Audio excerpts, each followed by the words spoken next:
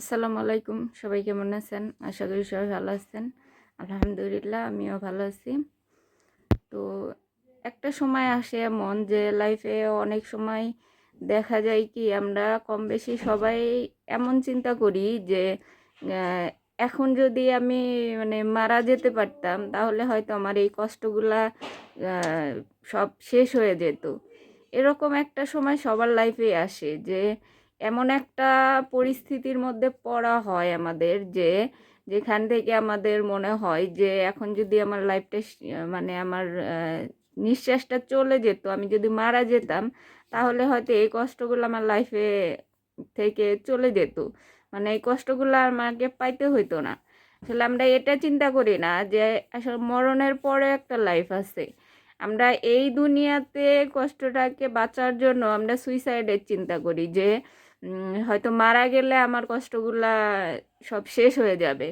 আসলে এরকম না যে আপনি মারা গেলে আপনার লাইফে সব কষ্ট শেষ হয়ে যায়, এরকম না। কারণ আপনার লাইফে পরবর্তী যে লাইফটা সেটা হচ্ছে আসল লাইফ।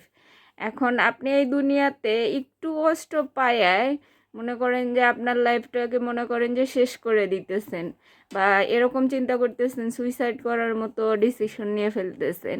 তো যাদের মনের মধ্যে কষ্ট কষ্ট কম বেশি সবার মনের মধ্যেই আছে।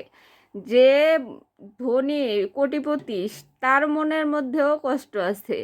যে রাস্তায় খায় রাস্তায় ঘুমায় তার মনের মধ্যেও কষ্ট আছে। আসলে এক একজনের কষ্ট এক এক রকম, আর এক একজনের সহনশীলতাও এক এক রকম। যে সহ্য করতে পারে তার কাছে কষ্টগুলা কোনো পাত্তা পায় না, কষ্টগুলা তার কাছে ধীরে ধীরে ইজি হয়ে যায় এবং সেগুলাকে সে কাটায় উঠতে পারে যে কোনোভাবেই, যদি তার সহনশীলতা ভালো থাকে। আর যাদের সহনশীলতা কম তারা একটু কষ্ট পেলেই মনে করেন যে লাইফটাকে শেষ করে দিতে চায়। মনে করে যে এই লাইফ রেখে লাভ কি, এত কষ্ট সহ্য করে কি বাঁচা যায়, এরকম চিন্তা করে। আসলে আমি বেশিরভাগই দেখি যারা সুইসাইডের মতো জিনিসটাকে চিন্তা করে যে আমি সুইসাইড করব, বা আমার এত কষ্ট আমি এই লাইফটা নিতে পারতেছি না, তাদের বেশিরভাগই আপনি দেখবেন তারা মানে ইমোশনাল বেশি। আসলে ইমোশনাল দিয়ে লাইফ চলে না। আপনার হয়তো এখন কষ্ট আছে, আপনি যে কোনোভাবে পারিবারিকভাবে হোক, রিলেশনের ক্ষেত্রে হোক, বা যে অবস্থানে আছেন সেখান থেকে কষ্ট পাইতেছেন, কিন্তু আপনাকে এটা চিন্তা করতে হবে যে আপনি যে অবস্থায় কষ্টগুলো পান না কেন, আপনি এই সময়টা আজীবন থাকবে না। এই সময়টা এক সময় শেষ হয়ে যাবে। তারপরে হয়তো আল্লাহ ভালো কিছু রাখছে, কারণ আল্লাহ সবসময় বান্দার ভালো চায়। তো আপনি এই সময়টাতে কষ্ট পাইতেছেন, এই সময়টাকে যদি কাটায় উঠতে পারেন, দেখবেন যে আপনার এমন একটা সময় আসবে যে এই সময়টাকে আপনি যে ধৈর্য ধরে গেছেন সেই জিনিসটার জন্য আপনি নিজেকে প্রাউড ফিল করবেন যে হ্যাঁ, আমি ওই সময়টা ধৈর্য ধরতে পেরেছি বলে আজকে এই অবস্থানে আসতে পেরেছি।